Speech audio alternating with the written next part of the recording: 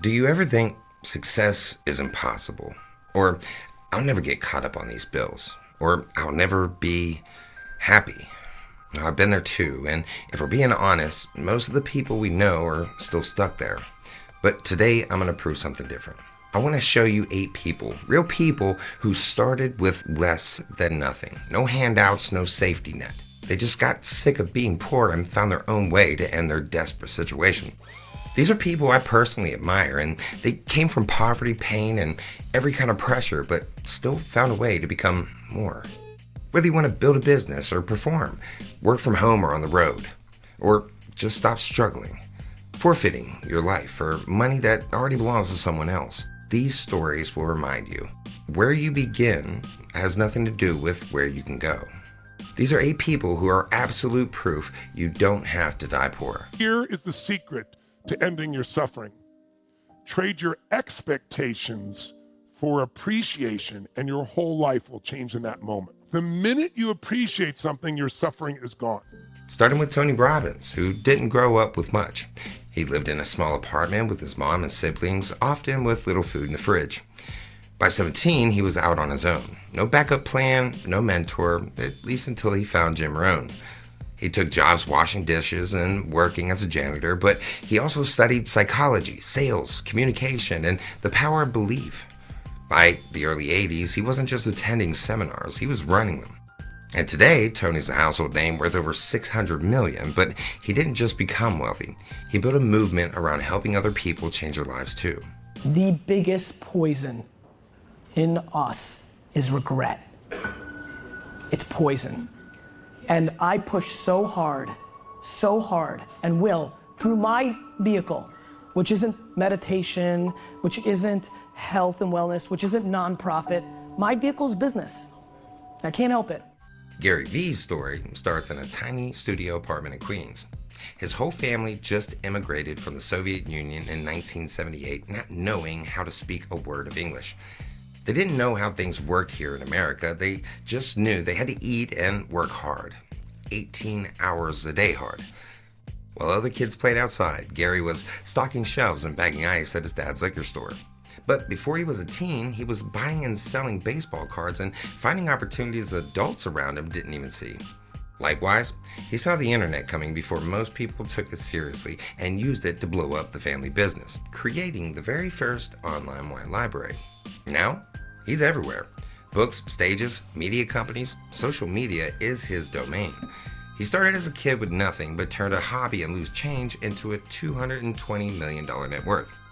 What if we have that kind of attitude? The car's repossessed. Nobody believes in you. You've lost again and again and again. The lights are cut off, but you're still looking at your dream, reviewing it every day and say to yourself, it's not over until I win.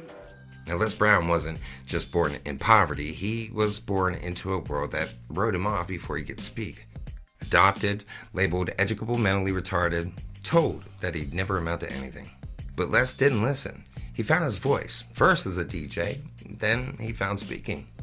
Now, a millionaire with great success himself, nobody questions his mental capabilities, and he has plenty on YouTube to back it up.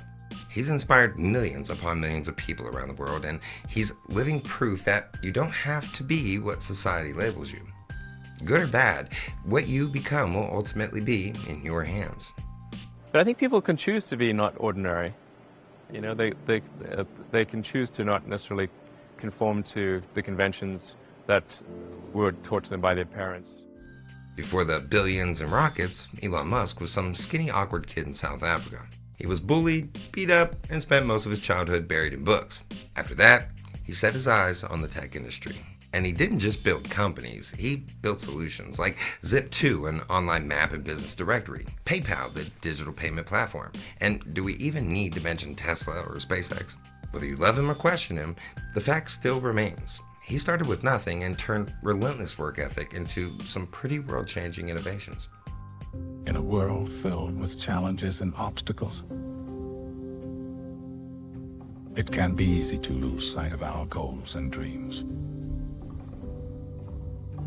But let me tell you something, my friends. You are capable of achieving anything you set your mind to. Now you see Morgan Freeman today and you think legend, icon, cinematic voice of God. But what you don't see is the decades he spent working behind the scenes. Small roles, little pay, constant rejection. He served in the Air Force in the 1950s, but didn't land a breakout acting role until he reached the age of 50. Most people would have quit by then, but he didn't. He stayed committed, stayed humble, and kept faith in himself. Eventually, the world caught up to what he'd always known. He was born to do this. I've accepted that the punches are going to come in life, and some of them are going to land. But I'm always going to survive and keep fighting for the things I want. That has to be your attitude, too. Facing fear head on. Now, Curtis Jackson was born into chaos. With his mother killed when he was 8, he was raised by his grandparents in the gangland streets of Southside Jamaica, Queens, where, as he put it, every day could be your last. He sold drugs to survive, which was a lifestyle that got him shot 9 times, but somehow he lived. Most people would have disappeared, but not him. As 50 Cent, he channeled his trauma into his music. Live shows earned capital, so he became a business. Then business expanded into a brand empire. Video games, movies and TV, books, beverages, and investments. 50 passed rich a long time ago, and he's still building. To me, the red pill represents the best of who we can possibly be, to ourselves and to other people, to all sentient beings, to nature, everything. Now we know Keanu as the perfect anti-celebrity, the great saint of Hollywood. But his quiet and meek nature came from loss that most of us couldn't imagine. He lost his best friend, he lost a child, he lost a woman he loved. He's lived in hotels, crashed on couches, and still navigates through fame with legendary humility. Keanu grew up without stability, without financial security, but he kept working. He kept showing up, stayed grounded. Now he's one of the most respected and beloved figures in film and cinema. He's proof that your past doesn't have to harden you. It can mold you and help you grow. Power begins from within. If you're aware of who you are, if you're aware of what you're good at, what you're not good at, if you're able to see how emotions kind of govern your life, if you can learn what your weaknesses are and how to control them, you can't ever get complete control, but awareness is almost enough. Slowly through this process of knowing who you are and understanding other people and how they operate so you don't make stupid mistakes in life, you can increase that little tiny margin more and more and more, and you will be a person of power. Now, Robert Greene is my favorite author, hands down. But before the 48 Laws of Power changed the world, he was stuck working dead-end jobs. Factory floors, construction sites, hotel night shifts.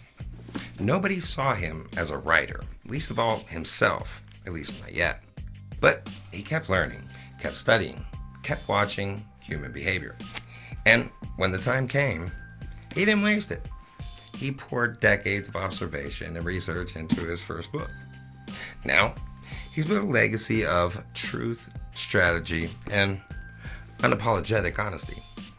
Starting as a young man who never knew he had a voice, Robert Greene became a teacher who shaped the lives of millions, myself included.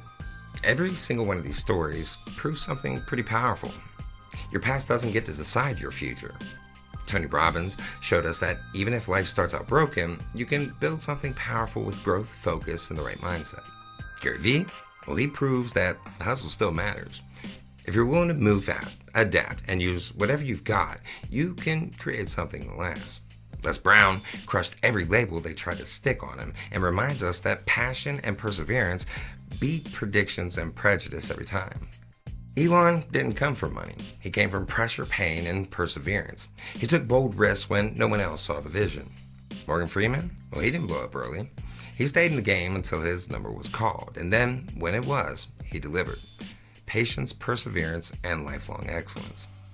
50 Cent turned trauma into tenacity. He didn't run from adversity, he turned it into ammo.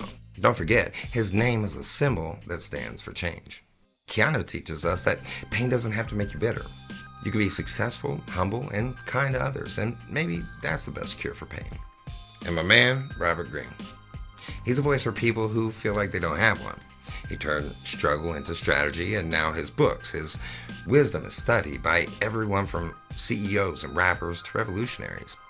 All these people came from different places, different types of loss and pain, but they had one thing in common. They all used it for growth and success instead of letting it destroy them. And so will you. You've got every reason to believe that your past, no matter how rough, unstable, or uncertain, it doesn't get the final word. You do. Every experience that we have may carry the weight of a mountain, and we can leave it as an obstacle, or we could break it down and use it to lay our path. These are only 8 people who did just that. 8 reasons to believe you're not stuck. You're just getting started. Just like me and Descript, who is quickly becoming my favorite video editor. With the link in the description, you can try it for free, but this is one I personally pay for, and every upgrade you make helps the channel. So thanks for helping put food on the table. Making videos like this isn't just for my community. They have a positive effect on me too. Don't forget, just like you, I'm learning as I go. So thank you for all the likes and every single new subscriber that pushes me to work even harder. I depend on my community to help keep me accountable, motivate me, critique me, push me, and always expect that I could do more. I think it'll make us all a little better. But we're not finished. We're just warming up. And if you're ready for more, here's 2 more I wouldn't mind getting your feedback on. So if you got time, I'll be watching for your comments.